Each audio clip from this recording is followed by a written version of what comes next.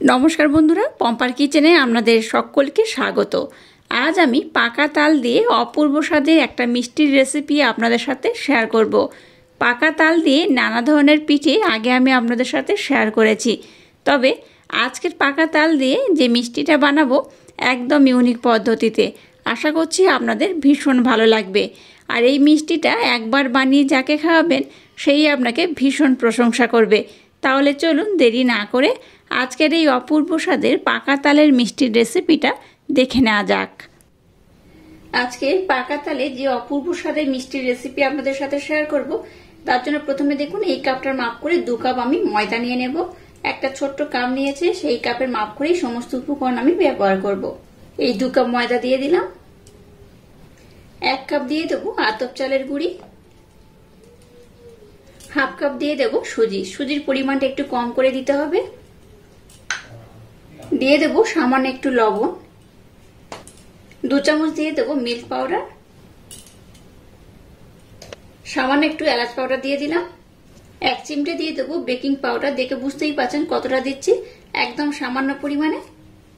আর baking soda বা খাবার soda দিয়ে দেবো আরো সামান্য পরিমাণে। যতটা বেকিং পাউডার দিয়েছি তার অর্ধেকের কম কিন্তু এখানে বেকিং সোডা ব্যবহার করলাম। এবার সমস্ত শুকনো উপকরণ একটু ভালোভাবে নাড়াচাড়া করে মেখে নেব। এবার এখানে যে কাপের মাপ করে সমস্ত উপকরণ নিয়েছি সেই কাপের মাপ করে 1 কাপ আমি পাকা তালের পাল্প দিয়ে দেব। এই 1 কাপ দিলেই হবে। আর এখানে দিয়ে দেবো 2 চামচ চিনি, মিষ্টির জন্য 2 চামচ চিনি ব্যবহার করছি। এবার সমস্ত উপকরণ খুব ভালোভাবে মেখে নেব। এটাকে কিন্তু একটু মোলায়েম সফট নরম করে মাখাতে হবে, তাতে করে আজকের যে মিষ্টিটা বানাবো অসাধারণ খেতে লাগবে। এবার দেখুন এখানে নিয়েছি লিকুইড দুধ। দুধের পরিমাণটা খুব বেশি দেব না, অল্প অল্প করে দেব। এটা মাখতে বা এই ডোটা বানাতে যতটা লাগবে ঠিক ততটা দিয়ে এটাকে আমি খুব সুন্দর করে মেখে নেব। দেখুন মিশ্রণটাকে আমি একটু নরম করে মেখে নিয়েছি। এখানে যেহেতু আমি সুজি ব্যবহার করেছি তাই সুজি কিন্তু অনেকটাই যে দুধটা ব্যবহার করলাম অ্যাবজর্ব করবে, করে একটু টাইট হয়ে যাবে। আর যে চিনি ব্যবহার করেছি সেটা কিন্তু একদম নরম হয়ে বা মেল্ট হয়ে গিয়ে কিন্তু এই মিশ্রণটা একটু নরম হয়ে যাবে। তো মোটামুটি ওই জন্য এটাকে 15 থেকে 20 মিনিটের জন্য রেস্টে রেখে দেবেন, তাতে করে আজকে যে মিষ্টিটা বানাবো একদম রেজাল্টটা পারফেক্ট হবে। তো 15 মিনিট পর আমি আবার ফিরে আসি। ততক্ষণ একটা শিরার প্রয়োজন, আমি একটা শিরা বানিয়ে নেব। এবার দেখুন গ্যাসটাকে জেলে দিয়ে একটা কড়া বসিয়ে দিয়েছি। কড়াটাকে গরম করে এর মধ্যে দিয়ে দেবো 1 বাটি চিনি, আর দিয়ে দেবো ওই বাটি মাপ করে 1 বাটি জল। এখানে দিয়ে দেবো সামান্য একটু এলাচ পাউডার। গ্যাসের ফ্লেমটাকে লো টু মিডিয়াম দিয়ে এখানে একটা শিরা বানিয়ে নেব। শিরাটাকে আমি খুব যেমন পাতলা রাখবো না, আবার খুব ঘনও করবো না, সামান্য একটু চিটচিটে ভাব হবে সেই পর্যায়ে গ্যাসটাকে বন্ধ করে শিরাটাকে আমি রেডি করে নেব। শিরাটাকে বানিয়ে নিয়েছি আর 10 মিনিট পর আবার ফিরে এলাম। 10 মিনিট পর দেখাচ্ছি, দেখুন মিশ্রণটা কিন্তু আগের থেকে আরো অনেকটাই সফট হয়ে গেছে, দেখে বুঝতেই পারছেন। এটাকে আমি আর একবার খুব ভালোভাবে মেখে নেব। এই পর্যায়ে 1 চামচ এখানে আমি ঘি ব্যবহার করব। ঘিটা দিলে কিন্তু এই রেসিপি বা মিষ্টিটার টেস্ট দুর্দান্ত হবে, একটা সুন্দর স্মেলও বার হবে, খেতেও খুব ভালো লাগবে। এবার এটাকে আমি একদম মোলায়েম সফট করে খুব সুন্দর করে মেখে নেব। দেখুন মিশ্রণটাকে কিন্তু একদম মোলায়েম সফট করে আর নরম করে মেখে নিয়েছি। এবার হাতটাকে আমি ধুয়ে নেব। এবার এই মিশ্রণটাকে আমি সরিয়ে নিলাম। আর দেখুন হাতের মধ্যে একটু আমি ঘি নিয়ে নিয়েছি।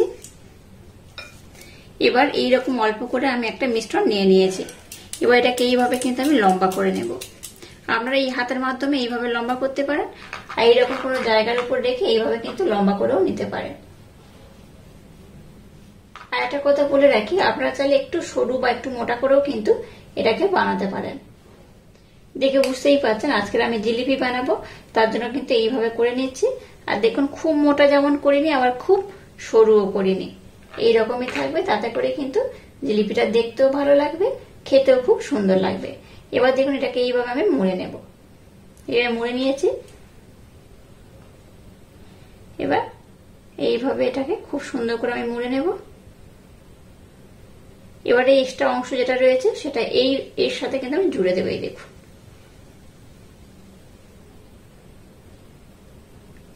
দেখুন কত সুন্দর দেখতে হয়েছে। এই দেখুন, এইভাবে আপনারা একটু ছোট বড় যার যেমন পছন্দ সেইভাবেও কিন্তু বানাতে পারেন। আর একইভাবে সবগুলোকে আমি সুন্দর করে বানিয়ে নেব। তো আর একটা আমি আপনাদের দেখিয়ে দেব। আবারও হাতের মধ্যে একটু নিয়ে নিয়েছি। আবার দেখুন এইভাবে মুখটাকে প্রথমে মুড়ে নেব।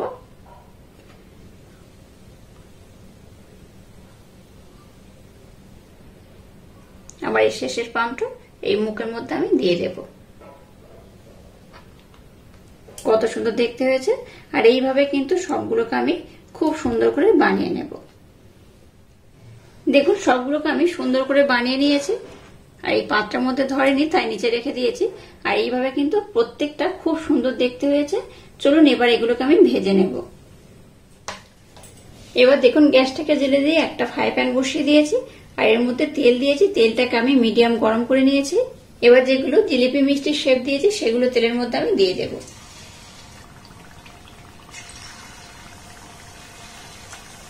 সবগুলো দেব না, অল্প অল্প দিয়ে ভেজে নেব। উপর থেকে এইভাবে একটু করে তেল আমি দিয়ে দেব। গ্যাসের ফ্লেমটাকে লো টু হালকা মিডিয়াম দিয়ে এবার এগুলোকে আমি খুব সুন্দর করে ভেজে নেব। এবার দেখুন পিছনের পোর্শনটা একটু উল্টে দেখে নেব। কালারটা যদি ধরা শুরু করে এইভাবে উল্টে দিতে হবে। এইভাবে আমি উল্টে দেব। পিছনটা দেখুন খুব সুন্দর একটা কালার ধরা শুরু করে দিয়েছে।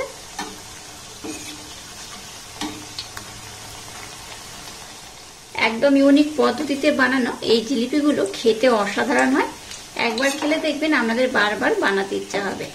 এইভাবে কম কম দিয়ে গ্যাসের ফ্লেমটাকে লো টু হালকা মিডিয়াম দিয়ে উল্টে পাল্টে আমি একটু লাল লাল করে ভেজে নেব।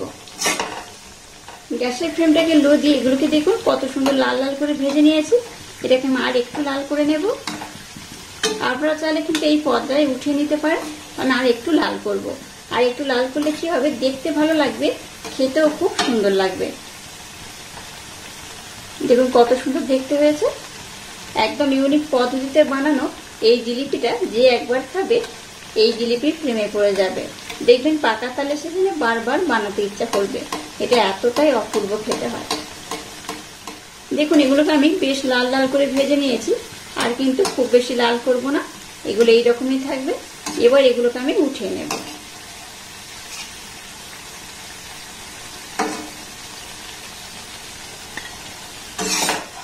দেখুন সবগুলোকে আমি খুব সুন্দর করে ভেজে নিয়েছি। আর কত সুন্দর হয়েছে দেখুন। আচ্ছা এগুলো কিন্তু বেশ গরম রয়েছে।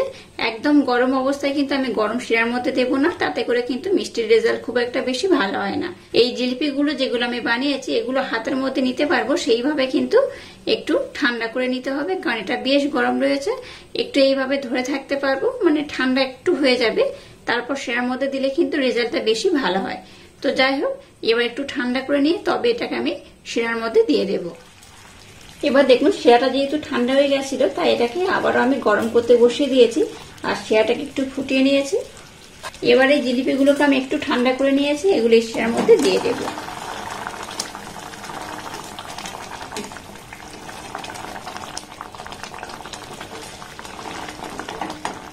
এবার গ্যাসের ফ্লেমটাকে লো টু হালকা মিডিয়াম দিয়ে এটাকে একটু আমি ফুটিয়ে নেব।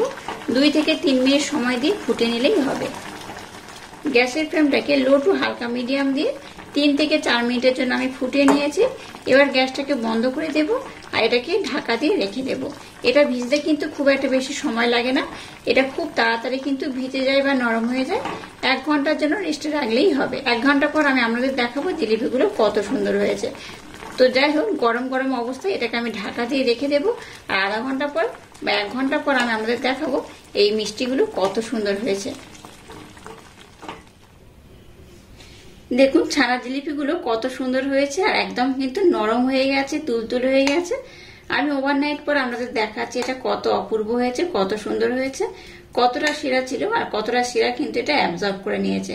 তো এই মিষ্টিগুলোকে আমি আপনাদের দেখাবো এটা কত সুন্দর, কত অপূর্ব হয়েছে। একটা এই জিলিপি আমি আপনাদের দেখাচ্ছি, দেখুন কতটা রসালো হয়েছে। এই দেখুন কতটা রস অ্যাবজর্ব করেছে, দেখে বুঝতেই পারছেন কতটা নরম হয়েছে, কতটা তুলতুলে হয়েছে।